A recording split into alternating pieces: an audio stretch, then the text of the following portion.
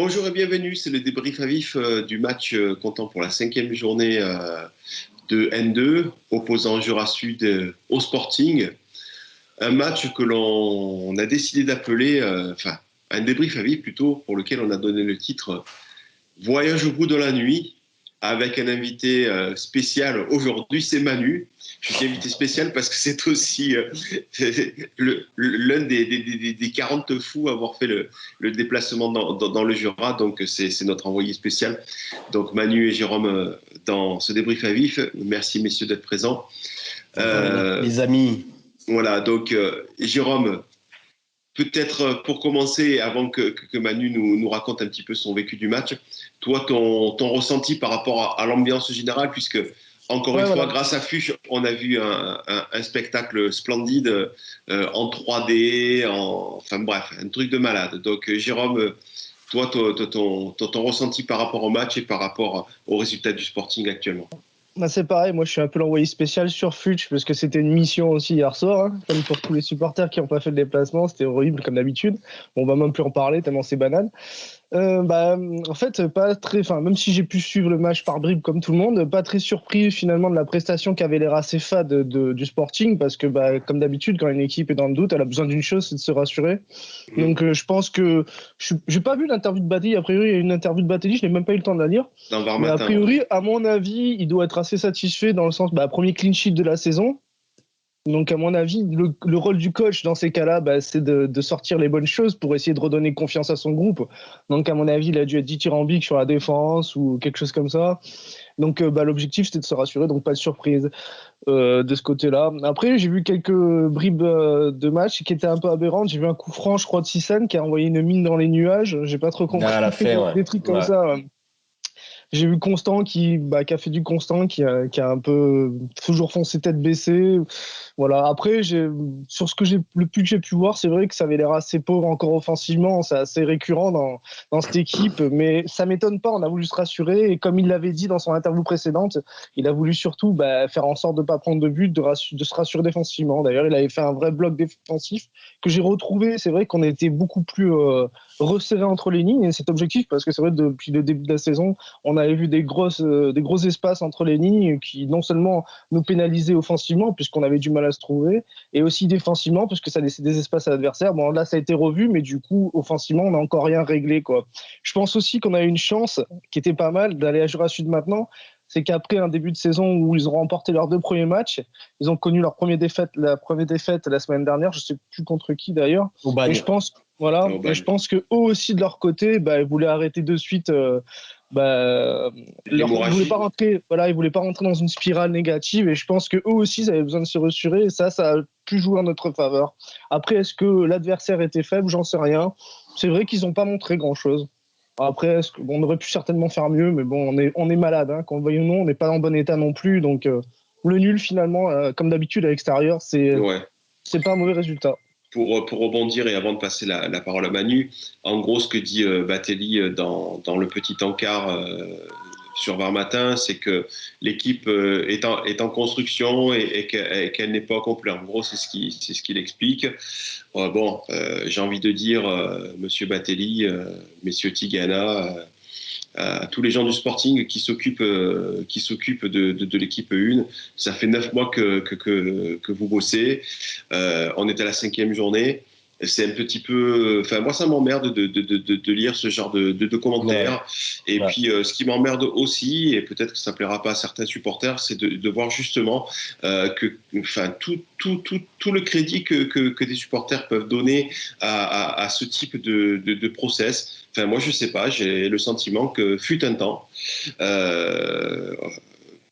les supporters auraient retourné le club pour bien moins que ça.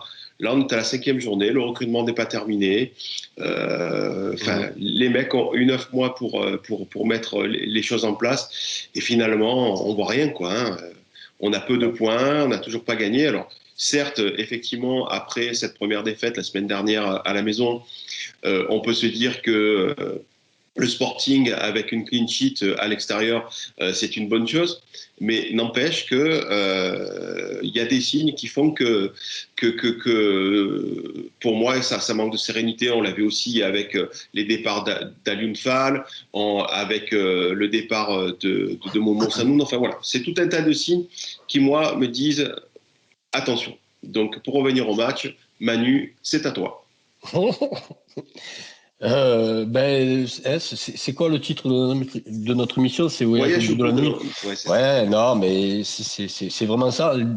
Parler de ce match, c'est un défi. Hein. C'est un défi parce que vous trouverez pas, je pense, un supporter toulonnais qui, de près ou de loin, s'est régalé de ce match. Alors, on va évidemment retenir le côté positif, ce fameux, on n'a pas pris de but, mais sinon, c'est très faible dans l'animation offensive. On ne sait pas quoi faire du ballon et on s'est fait chier face à une équipe qui, d'après moi, est relativement faible de Jura Sud, avec un capitaine, un certain Maxime Borges, qui jouait dans l'axe central.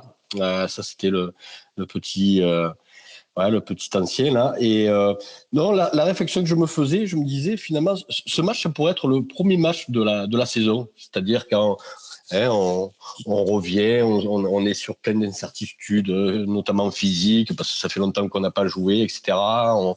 On est solide sur nos bases, on n'est pas terrible, mais ce match-là, si c'était le premier de la saison, il pourrait être relativement encourageant, parce qu'on voit une équipe assez bien en place, alors vraiment sans génie, ça c'est le cas de le dire, avec le ballon pour se procurer des occasions, pour créer des décalages, etc.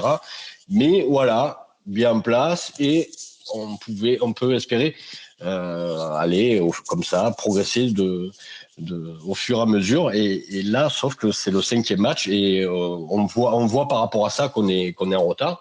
Peut-être que donc ce match, c'est peut-être un point de départ. On va l'espérer pour la suite, avec une solidité un peu retrouvée. Et maintenant, il va falloir s'atteler à savoir comment utiliser le ballon, parce que là, de ce côté-là, il y a beaucoup à dire. Je pense que ça vient, c'est vraiment global, ça vient de derrière et du milieu, hein, avec moi un Sissane que je trouve vraiment très très moyen. Et Sissane Bayo pour construire, c'est sûrement peut-être pas ce qu'il faut, mais en même temps. Il y a d'autres atouts, notamment sur le côté. Il y avait Moulet, qui était sur le côté gauche, qui, pour moi, fait plutôt un bon match, si on considère qu'il fait sa rentrée. Enfin, là, il a fait sa rentrée la semaine dernière, mais voilà, ça fait partie que de son 2e match. Il a quand même été assez il a bossé, quoi, comme on dit vulgairement. Il s'est créé quelques occasions. Je vais donner un petit satisfecit là, un petit bonus comme ça à Reda Belkacem, qui fait quand même une belle rentrée. Alors sur une action que j'ai pas comprise, c'est Constant qui se fait descendre, qui se blesse gravement, et d'après moi on va le perdre pour un moment, et il faute contre lui. C'était là aussi, des fois, les arbitres, ça serait bien de les interviewer, parce que là, je n'ai pas du tout compris. Il se fait vraiment mal. Je pense qu'on va le perdre pour un petit moment. Hein. Et l'ami Constant. Et donc, belle rentrée de Reda, qui, sur ses prises de balles, il amène quelque chose, ce gamin, et c'est sûrement le joueur. Et lui, pareil. Alors lui, c'est encore pire, puisqu'il revient de blessure, et il a vraiment très peu joué. Voilà, pour une rentrée, je trouve qu'il fait une rentrée pleine de promesses, balle au pied, il crée quelque chose, il élimine, il crée des décalages. À un moment, le ballon lui arrive sur lui, il fait une remise poitrine pour de suite ça accélère, de suite ça crée quelque chose, de suite c'est des trucs qu'on voit très peu avec nos joueurs actuellement, et ça c'est vraiment une rentrée qui m'a plu. Et après, pour le reste, comme je vous ai dit, c'est très compliqué de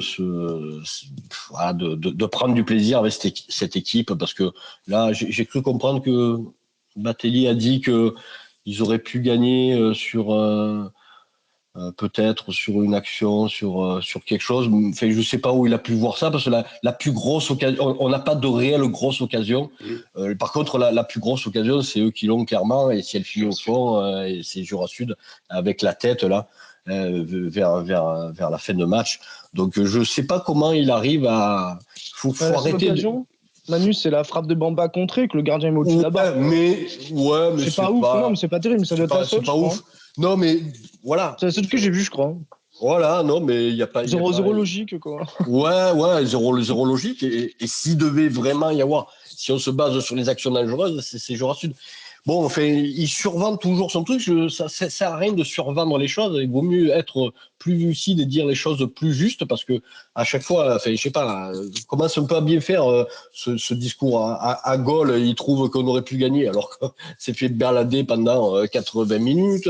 Hier, on joue 20 minutes. Bon, il trouve qu'on aurait pu gagner en jouant 20 minutes. Ouais, je vois bien, mais enfin, je sais pas. Au Bagne, pareil. Bon, c'était pas tonitruant. Bon, on va pas parler de la semaine dernière.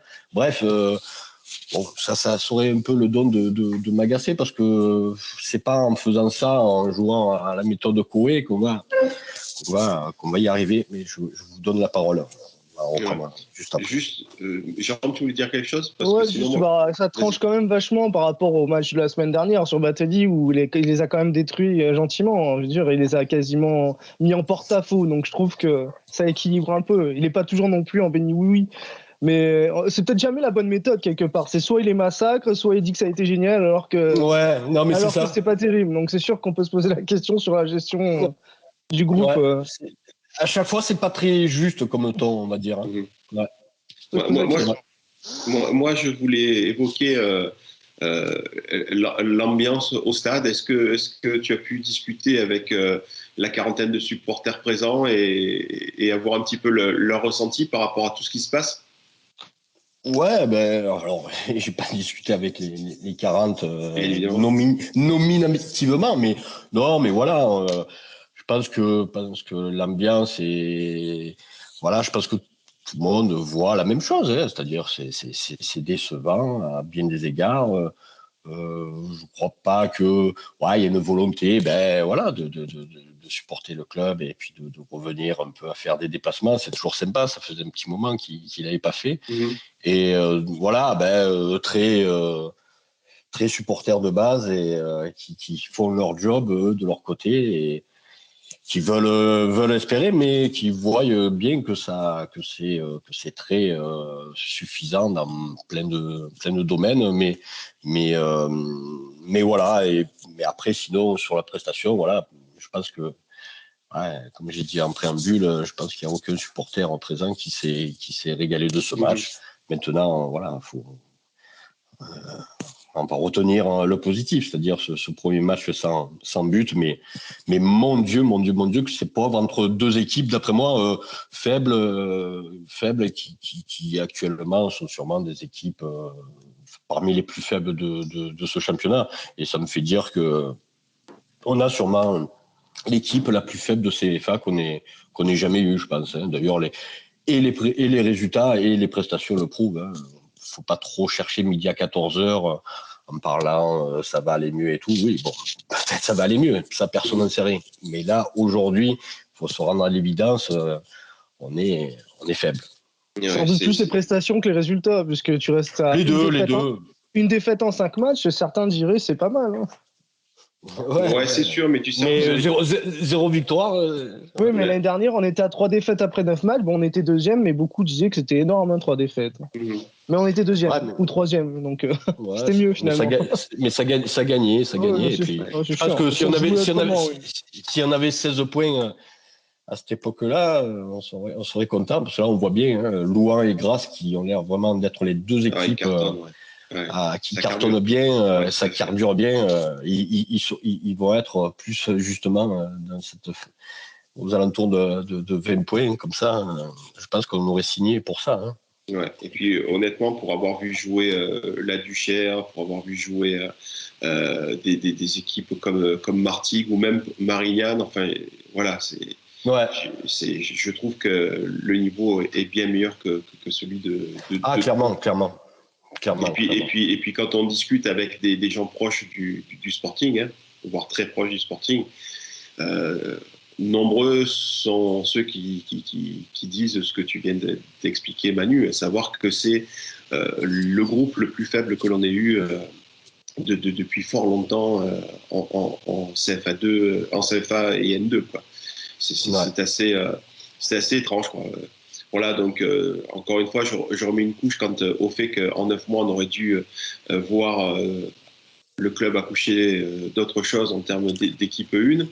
Mais toujours est-il que compte tenu des résultats et des aspirations et des supporters et de ce à quoi on est censé s'attendre, quand je reprends ce que disait Jean Tigana il y a quelques mois, à savoir qu'on visait le monde pro, nombreux sont ceux qui pensaient qu'on verrait autre chose. Et pour l'heure, on ne voit pas grand-chose, et encore moins grâce à Fuchs.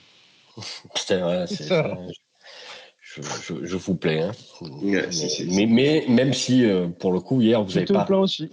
Ouais, vous avez vraiment pas Raté grand-chose. Non, on n'a pas raté grand-chose. Ouais, à noter quand même, je sais pas si vous l'avez vu, si vous avez... Il y avait quand même il y a eu une bonne pluie pendant l'échauffement et pendant toute la première mi-temps, même si le temps se découvrait, mais ça continue à pleuvoir. Bon, ça a eu sûrement un peu son rôle dans le sens où c'était peut-être pas facile à jouer, mais je pense que vraiment les deux équipes étaient vraiment moyennes. Hein, ouais. Quand on vient à parler de la pluie du beau temps, c'est pas bon signe. Non, c'est clair. Parce que normalement, ça aurait même dû. J'aurais même pu ne pas en parler tellement j'aurais été dans d'autres pensées. Mais là, ça a été un événement majeur de ce match. Non, ouais. Ça fait flipper. Là, par rapport pour parler du match et des prestations, si tu as évoqué, tu as parlé d'un accessible pour Reda, pour Moulet. Il y a d'autres joueurs qui, pour toi, sont un peu sortis du lot. Je pense que pour une fois, je suis assez d'accord avec le journaliste de Varmaté. C'est-à-dire, alors, je veux pas trahir. Il y a du Labor, hein, il a cité le Labor, je suis assez d'accord. Il a cité Constant, je crois. Je suis plutôt d'accord, même si. Et le troisième.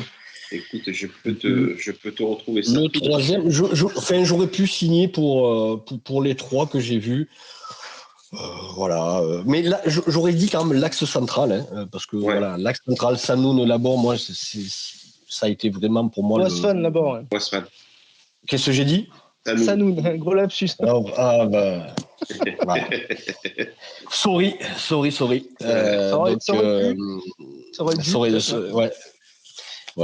aurait pu. Donc, Wasfan, Labor, l'axe défensif. Parce que pareil, sur les côtés, ni à gauche ni à droite, je suis convaincu. Hein. Ni par les latéraux, pour toi, c'est pas ça. Non, Laurent, non. Moi, je sais pas. Les gens, s'ils voient de la qualité là-dedans, c'est très bien, tant mieux. Mais tant qu'on pensera ça, peut-être qu'on guérira pas, parce que c'est vraiment se satisfaire de joueurs. On a pu connaître par le passé des bons latérales gauche, des bons latérales droits. C'est pas ça.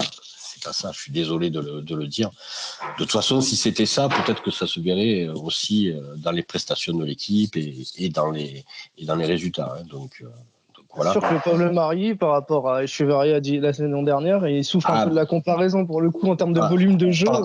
Par exemple. Donc, t'as pas retrouvé Nico Si, j'y suis là. Donc, c'est Constant, Moulet et Labor. Ah oui, voilà. Moulet, non, mais je vous l'ai dit, je vous en ai un peu parlé. Moi, je trouve que Moulet, il a fait quand même un plutôt beau match, même si. Mais voilà, c'était bien parce qu'il était pas au cœur du jeu, il était sur le côté.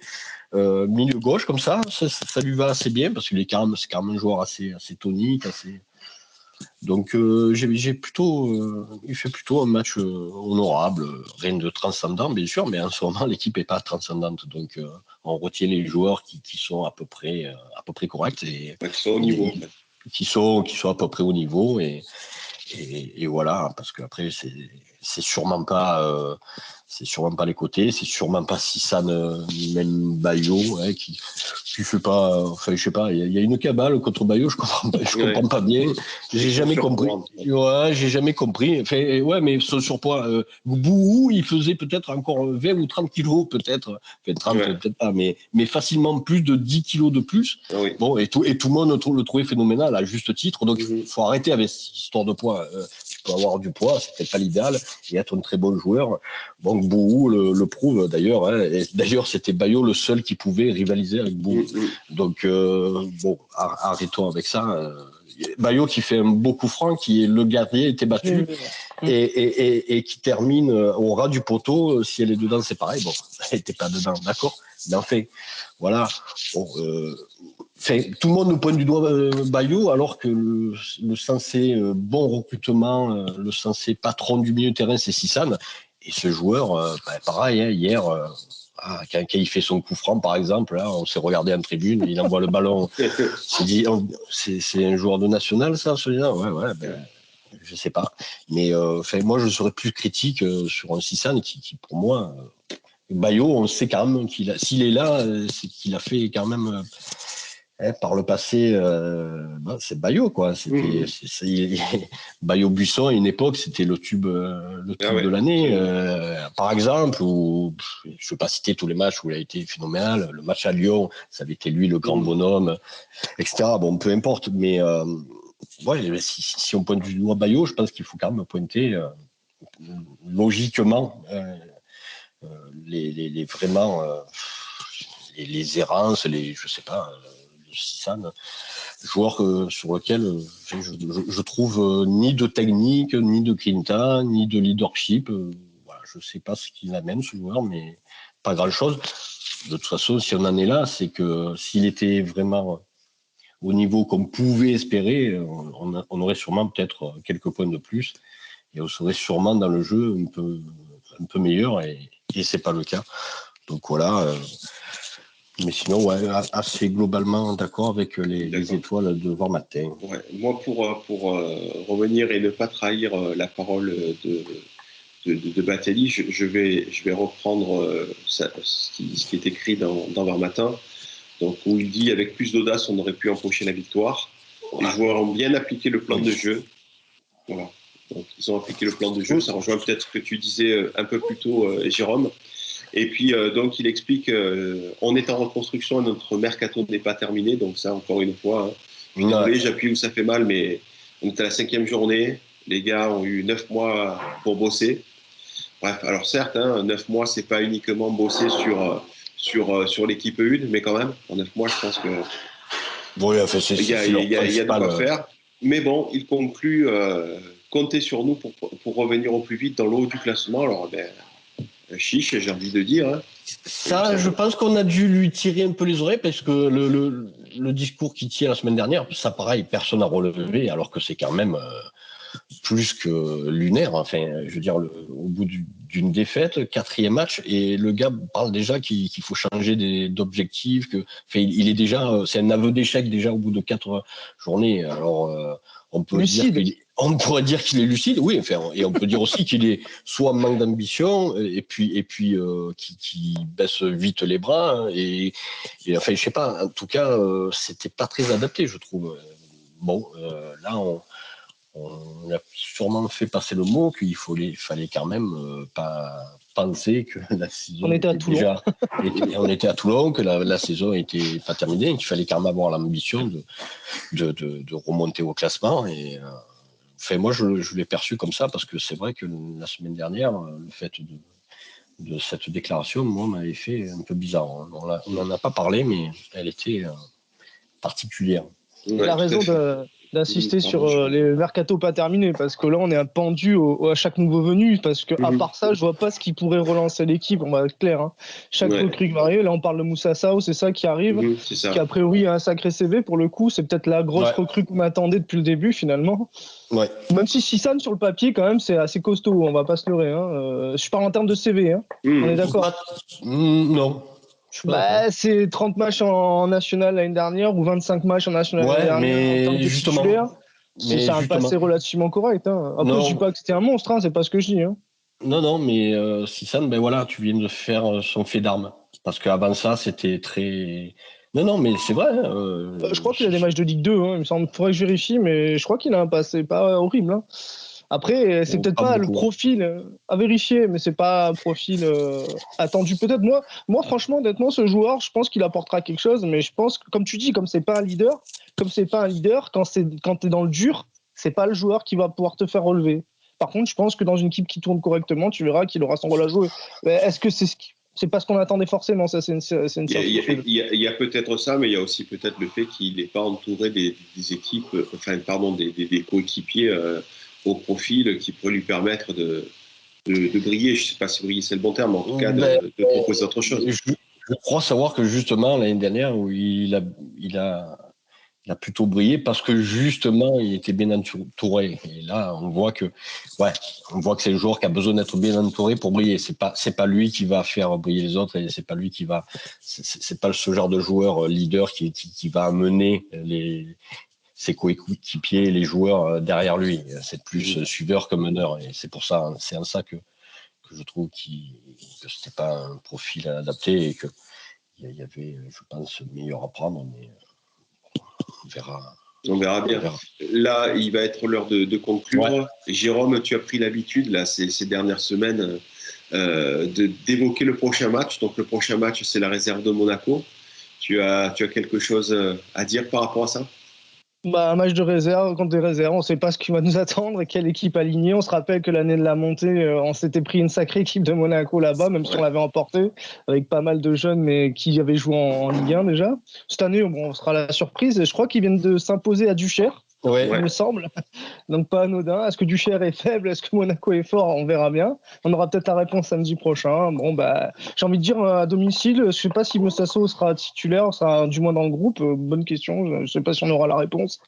Moi j'ai envie de dire quand même, si on est vraiment Toulon et avec le club ambitieux qu'on veut nous vendre, là c'est victoire obligatoire. Oui. Et tout autre résultat sera vécu comme un échec retentissant, quoi. Et pour avoir quelques conséquences, une défaite, j'en parle même pas. Ouais, tout à fait. Même la non-victoire sera sûrement appelée mal vécue à des prises de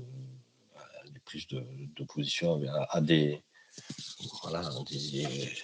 je pense changement parce que des tensions. Là c'est vraiment la victoire obligatoire et effectivement le fait qu'ils aient gagné à Lyon-Duchère, faut arrêter de nous vendre Lyon-Duchère comme la super équipe. La seule victoire qu'ils ont, c'est contre Toulon. Et oui, ils ont paru forcément très forts parce que nous, on était très faibles. Mais c'est certainement pas une des meilleures équipes du championnat. C'est une équipe qui sera pas mal difficile à jouer, mais elle est loin derrière des Louans, des Grasses, et même, je pense, les plutôt derrière des équipes comme Martigues. En termes, je parle en termes de potentiel. Hein. Parce que sans ceux qui tirent, c'est vraiment la plus-value de cette équipe. Si tu enlèves ce joueur, tu leur enlèves peut-être 30% de son aura, tellement ce joueur a été énorme. Donc, elle repose sur, comme ça, 2-3 joueurs qui, quand ils ne sont plus là, c'est pas le cas de Grasse et Louan qui ont vraiment de très bons joueurs et qui ont un collectif s'il leur manque des joueurs, ils ont une vraie Chabas, ça bosse très bien. Donc, on ne cesse de le dire depuis des années. Ouais. Donc, on va suivre ce match, le match de tous les dangers, semaine prochaine. Ouais. Semaine prochaine, le match de tous les dangers face à la réserve de Monaco. Il sera pas sur Twitch. Enfin, il sera sur Twitch peut-être, mais nous non, tu vois. Merci à toutes celles et ceux qui nous ont suivis. Merci Jérôme, merci Manu. Bon retour Manu, dans le sud. Il fait chaud encore. Et puis, c'est beau aussi. On se retrouve bientôt. Salut. Merci.